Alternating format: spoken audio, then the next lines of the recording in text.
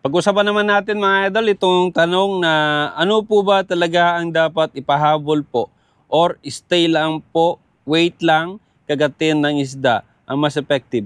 So ang tanong siguro nito, ano daw ba ang mas effective? Yung pinapahabol o yung nahagis lang at antayin natin na kagatin ng isda o yung bait and wait. May mga iba't ibang klase ng pamain mga idol. Meron tayong tinatawag na dead bait. Siya yung mga patay na isda, patay na hipon, or crabs. At meron din tayong cook bait o yung luto na tulad ng hipon or tinapay. Yung tinapay naman ay ginagamit yon panghuli ng usually ng bangus or panghuli ng mga batfish. At meron tayong tinatawag na artificial lure. Yung mga artificial lure mga idol ay maraming klase rin tulad ng itong hawak natin, jerk bait, merong top water bait or lure, meron tayong tinatawag na jig or yung mga soap bait at crankbait.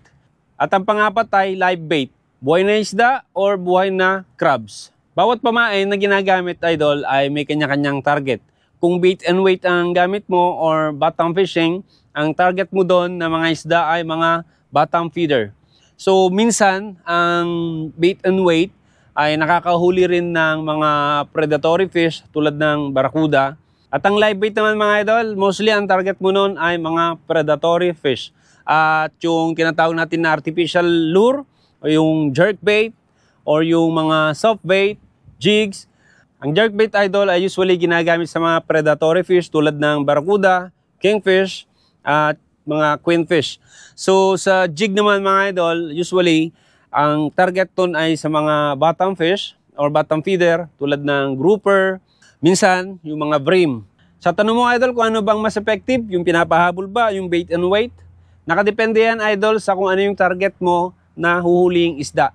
So far, lahat naman ay effective. Yun lang, idol. Thank you so much, and God bless.